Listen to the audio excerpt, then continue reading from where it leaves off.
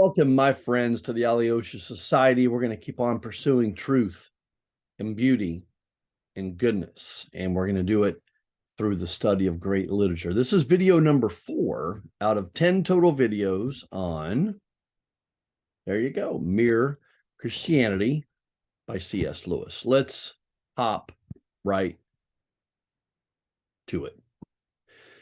We have done the big picture, big general overview of history. We have done the basically first half / quarter of the 20th century. We've looked at the philosophical impact of World War I, and we have looked at the life of C.S. Clive Staples Lewis and the context of the writing of this book, which originally started out as a series of talks that C.S. Lewis gave on the BBC radio. Now we come to book 1. So let's just look at some of the big ideas from book 1. Before we do that, you know what? I totally forgot. I got a little bit of a recap here I wanted to go over with you. Yes, 41 to 44, already mentioned that. Book's not published till 10 years later. Yes, the horrors of the world wars taking its toll on the faith. And that makes total sense, doesn't it? It just makes total sense that when we go through trying, difficult, challenging times, in some senses, we're drawn to the idea of God because we need help, but then other folks struggle with, well, how could there even be a God in light of these horrible things happening? So absurdism, Camus, Sartre, existentialism. We need to pull in the big guns.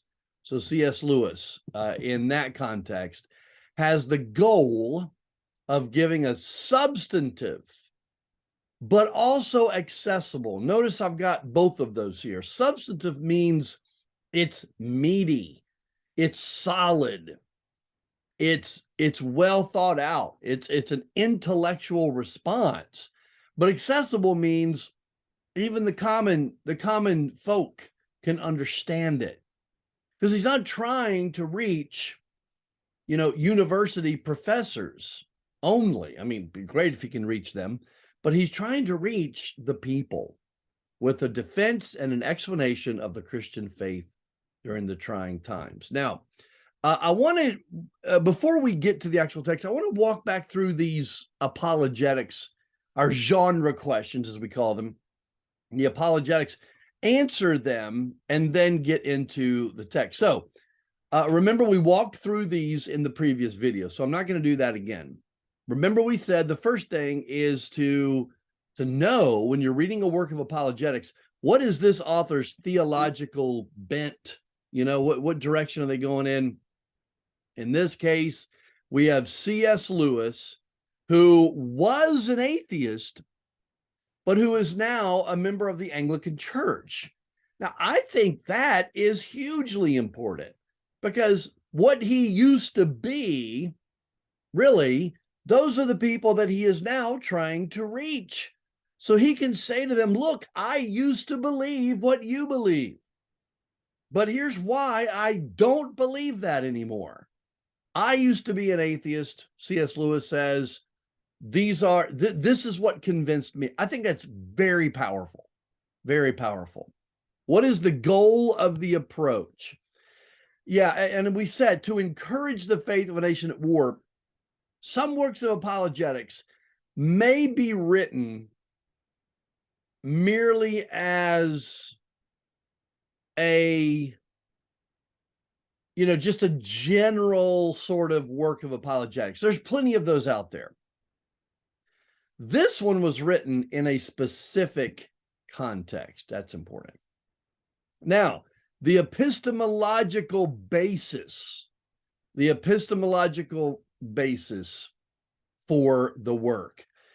First of all, is he focusing on reason, evidence, revelation? Well, inductive reasoning is when okay, there's deductive reason and inductive reasoning. I don't want to get into a whole logic lesson here, but deductive reasoning is when you take general ideas that we know to be true and draw conclusions about particulars or specifics.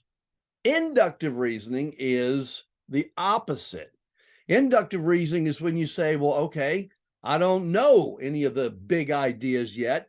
I'm gonna investigate the particulars. I'm just gonna look at what I know to be true, observation, scientific method, sort of, and then I'm gonna draw conclusions from what I observe and draw conclusions about what some of the big ideas might be. And so C.S. Lewis, that's where he's coming from here. What's the tone of the approach? Yeah, I don't think C.S. Lewis cares at all about merely winning an argument, about defeating someone in a debate. He is definitely being conciliatory. He is definitely trying to reach the common man. He is definitely using his rhetoric to persuade and build bridges, no doubt about that. The tone is very clear. He's not, some works of apologetics, or sometimes when people get in these discussions, you've probably seen it, they get saucy, they get sarcastic, they get caustic, and they almost want to get little barbs, and throw little grenades at the other person. No. The point should be to win the other person, not destroy them or humiliate them necessarily. So the scope of the approach, I believe that this is more of a general defense and explanation of the faith in the context of the philosophical impact of World War I and World War II. We've talked about that. Is he emphasizing personal testimony or intellectual arguments? Well, I think it's primarily intellectual arguments, but as I said earlier, C.S. Lewis is kind of doing both, because he's saying, these are the intellectual arguments that persuaded me personally. So, he's saying, but what he's not doing is he's not merely saying, well, I had this experience and something happened to me and I had the warm fuzzies. So all of a sudden, I believe in Jesus now, so you should too. No. That's not what he's doing at all. The role of the Holy Spirit. So we won't get into it in this video, but I'll simply point out to you that C.S. Lewis does believe in the importance of the role of the Holy Spirit in conversion. And we'll get to it when we get to book 4, chapter 4. So we'll be up to book 4 in videos 8 and 9. 8 and 9. We're only in video 4 now. But I just wanted to point out to you the answer to that question for C.S. Lewis is yes. And then we'll get to it. All right, so here we go. Let's just take a look real quick at, oh boy, where can I put my video? I've highlighted some important parts of book 1. Book 1's not very long, is it? It's barely 30 pages, at least in this version I'm using here. But so what is he essentially saying here? All cultures of all times have generally recognized that certain things are wrong and bad, and certain things are right and good. He's simply asking the question, why is that?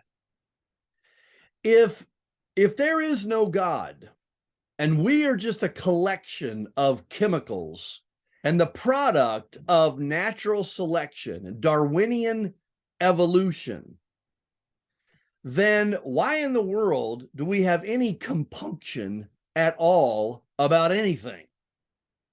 You see what he's asking here. And when you look at the animal kingdom, do you see animals pining over feeling guilty about something? Okay, they don't have a conscience. C.S. Lewis is saying, wait a second, now that's kind of interesting. Why is it that all cultures have generally, and in many cases, these cultures not even communicating with one another? Why is it that across all cultures, it has generally been accepted that killing is wrong, or that stealing is wrong, and so forth. And so he says, well, the only explanation for that is that there must be a transcendent, and that's a very important word here, a transcendent lawgiver. Okay, the fact that we have a moral sense and we're just born with it. Okay, we can't even hardly explain it, but everybody knows that we are all born with a sense of this idea of morality, that it's right to do certain things and wrong to do. And we don't even need to be taught that. It's already in there. C.S. Lewis says, there must be, and he says, so that doesn't necessarily mean that the God of the Bible exists, but it certainly points to the fact that there must be some deity, some moral lawgiver that is above and beyond and outside of us. And he's going to argue that, well, it's because we're made in his image that we have that moral sense. Now, but wait, aren't moral standards relative to each culture? Well, C.S. Lewis is going to refute the whole idea that, well, every culture just kind of develops its own system of morality based upon their needs or their efforts to survive or whatever the case may be. But that doesn't explain the fact that there are universal moral values recognized by all cultures of all times. And for C.S. Lewis, this was the point that really brought him to reject, or one of the things, I think one of the main things that brought him to reject his atheistic position. Now, he does say, and in chapter 2, he talks about what we might call the herd instinct. He says, some people wrote to me saying, isn't what you call the moral law simply our herd instinct? And hasn't it been developed just like all of our other instincts? And he goes in that chapter, he does a great job of refuting that whole idea. Now, there is this concept, and I've read a number of books by some of the world's most well-known, and to be honest with you, eloquent and persuasive atheists like Christopher Hitchens or Richard Dawkins or Sam Harris and some of those. And one of them, I think it's Richard Dawkins, writes a book called The Selfish Gene. And in it, he argues that, well, yeah, of course, we have a sense of what's right and wrong, because the most primal instinct we have is survival, he says. That is at the heart of Darwinian natural selection, Darwinian evolution. So we would naturally think that it would be wrong to kill, because that is a direct assault, you might say, on the existence of our species. And our only drive, our only moral standard, they would say, is survival. C.S. Lewis is going to refute that and say that does not explain this sense of morals that don't necessarily have anything to do with survival. They're just this sense of right and wrong that all cultures have had. And he's going to say that herd instinct idea falls short. He also talks about free will in book 1. And he explains how, well, the only way that a sense of morality can exist is that we have free will, because if we don't have free will, then we wouldn't be able to make actual moral choices, or much less be held accountable for our actions. And if you'll notice, a lot of what we call the new atheists today, some of the names I just mentioned a minute ago, embrace the idea of determinism.